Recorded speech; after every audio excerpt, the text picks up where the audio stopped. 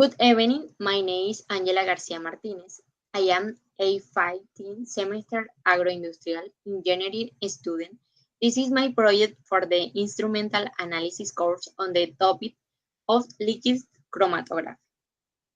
Bueno, yo les voy a hablar principalmente del concepto de la cromatografía.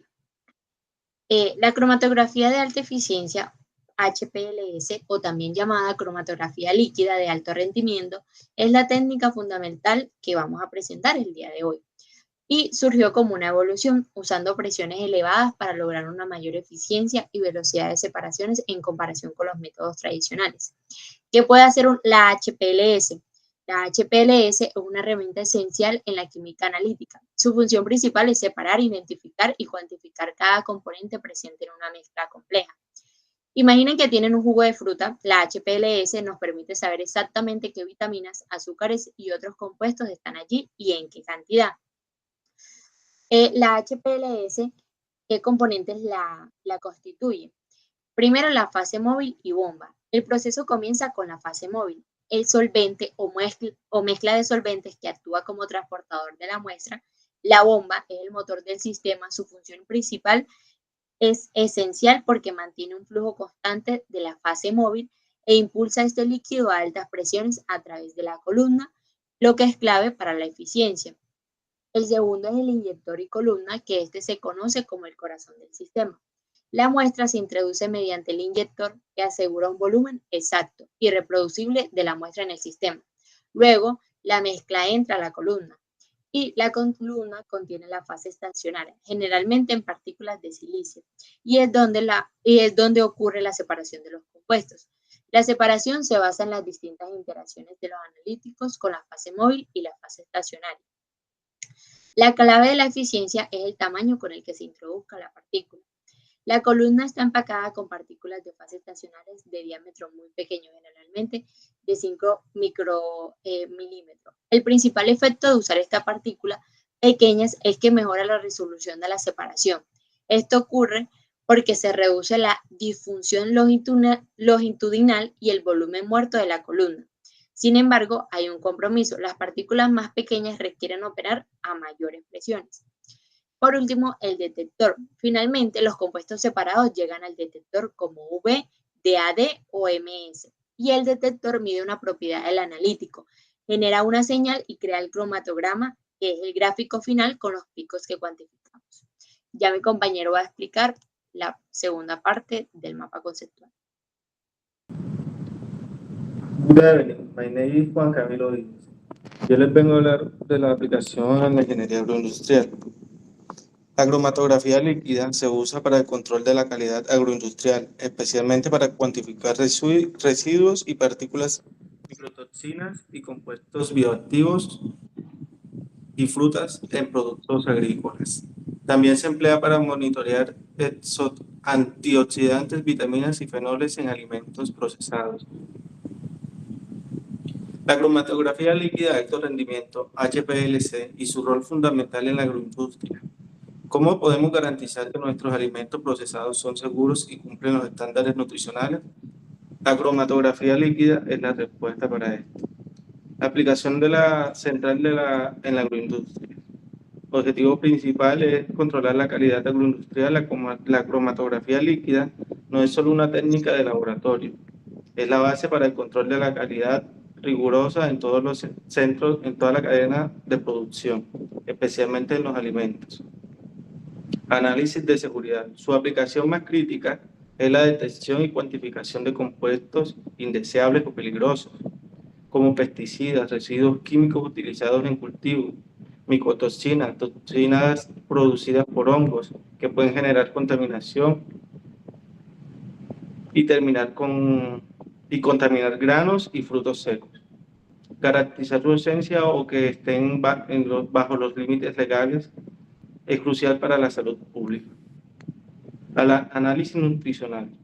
También se emplea para monitorear y asegurar la presencia de compuestos bioactivos benéficos, como antioxidantes, fenoles, vitaminas, como la vitamina C o la vitamina del grupo B. Esto permite verificar que las etiquetas nutricionales y la calidad del producto final sean las adecuadas para el posterior consumo. Entre las técnicas y modalidades tenemos el principio de separación. La cromatografía líquida funciona separando los componentes de una mezcla compleja, la muestra del alimento, para que puedan ser analizados individualmente. Esto se logra moviendo la muestra a través de una fase estacionaria. Las modalidades. La separación. La elección de la técnica de separación depende de las propiedades de lo que queremos analizar. Fase reversa, que es la más común, ideal para compuestos no polares, y la fase normal, utilizada para compuestos más polares.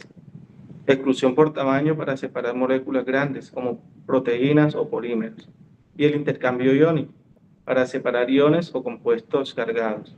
A continuación, mi compañera Laura Campos.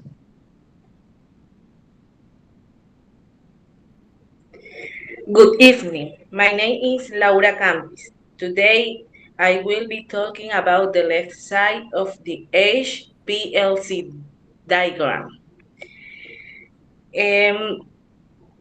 Para empezar, en HPLC existen diferentes tipos de cromatografía dependiendo de la interacción entre la fase estacionaria y los compuestos de la muestra. El primer tipo es la cromatografía de absorción, donde la fase es un sólido y los analitos se adhieren a su superficie. Aquí la separación ocurre porque cada compuesto se pega con distintas fuerzas. Luego está la cromatografía de partición, donde la fase estacionaria es un líquido unido a un soporte. En este caso, los compuestos se distribuyen entre la fase estacionaria líquida y la fase móvil.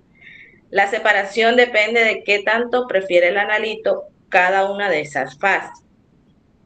La tercera es la cromatografía de intercambio iónico, que utiliza resinas cargadas. Los solutos que tienen carga opuesta se adhieren más fuertemente, así que la separación se basa en interacciones electrostáticas.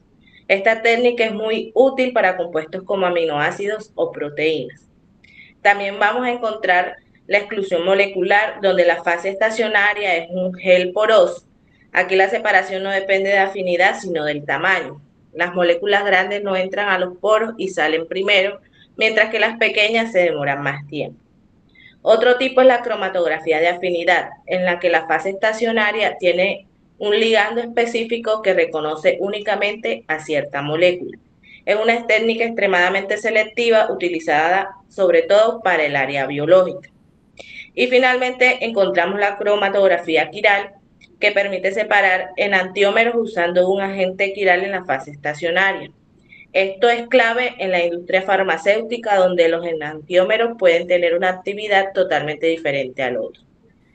Después de poder comprender cuáles son los tipos de cromatografía, pasamos a los tipos de elusión. En un análisis de HPLC podemos trabajar de dos formas. La primera es la elusión isocrática, donde la composición de la fase móvil se mantiene siempre igual. Es una técnica sencilla, ideal para mezclas no tan complejas, donde los solutos tienen polaridades similares y no se necesita modificar la fuerza del eluyente durante la corrida. Tenemos por otra parte la elusión en gradiente. En este caso, la composición de la fase móvil cambia progresivamente. Normalmente se empieza con un solvente débil y poco a poco se aumenta la fuerza del solvente. Esto mejora la resolución, permite separar compuestos con polaridades distintas y ayuda a obtener picos más definidos. Ahora, relacionado con esto aparece el concepto de fuerza de elusión, que no es otra cosa que la capacidad de la fase móvil para mover los analitos a través de la fase estacionaria. Entre mayor sea la fuerza de elusión, más rápido salen los compuestos de la columna. Para entender mejor la tabla que podemos ver aquí, cómo funciona esta fuerza en fase normal y en fase inversa. En fase normal, la fase estacionaria es polar y la fase móvil es poco polar. Si usamos una fase móvil más polar, aumentamos la fuerza de elusión, es decir, los compuestos se desprenden más rápido. Y si la fase móvil es un poco polar, es muy poco polar, la fuerza de elusión disminuye y los analitos tardan más en salir. En fase inversa sucede lo contrario, la fase estacionaria es no polar y la fase móvil es más polar. Aquí una fase móvil polar genera menor fuerza de elusión, mientras que al añadir solventes menos polares como metanol o acetonitrilo la fuerza aumenta y los analistas diluyen más rápido. En resumen, podemos decir que esta parte de la imagen nos muestra cómo la interacción de los compuestos con la fase estacionaria, el tipo de dilución que usemos y la fuerza del solvente determinan la calidad de la separación y los tiempos de retención en una corrida de HPLC. Sigue mi compañera con la exposición.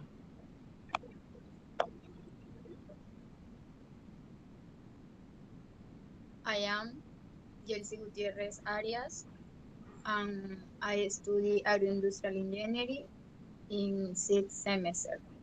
Voy a explicar dos componentes fundamentales de un sistema HPLC, las bombas y las columnas cromatográficas.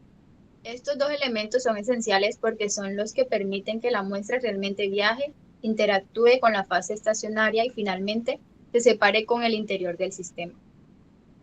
Las bombas del HPLC tienen una función principal, impulsar la fase móvil a través del sistema con una presión constante y controlada.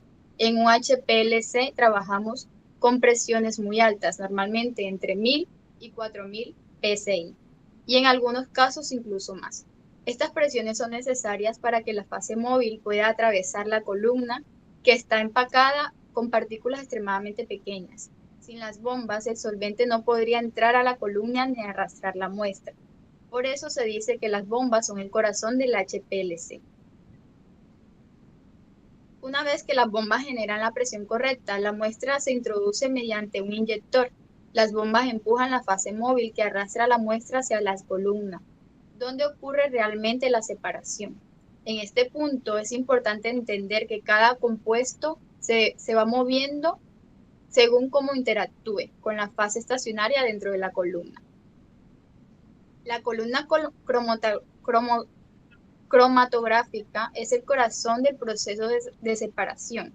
Por dentro está llena de partículas muy pequeñas llamadas fase estacionaria.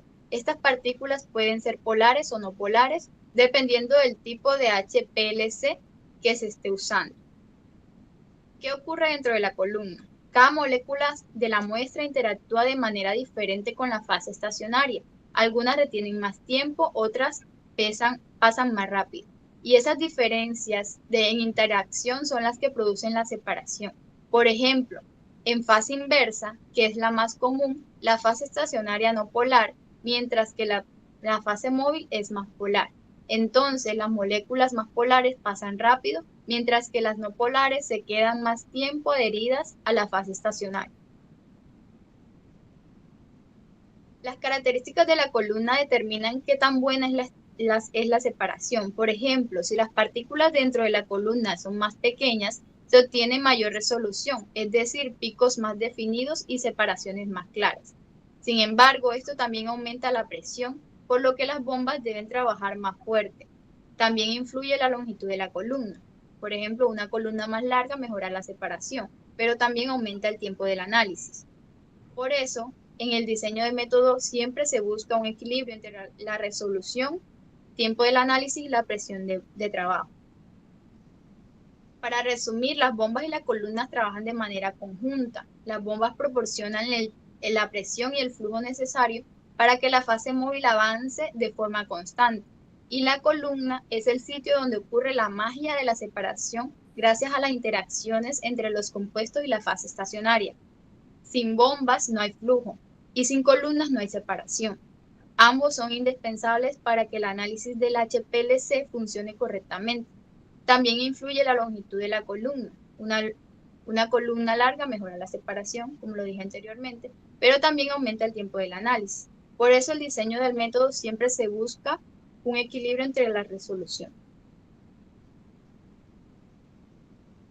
Para concluir, la HPLC es una técnica esencial en análisis químico porque permite separar de manera eficiente mezclas complejas y obtener información cuantitativa y cualitativa de los componentes. Es ampliamente utilizada en alimentos, farmacéutica, investigación química y de control de calidad.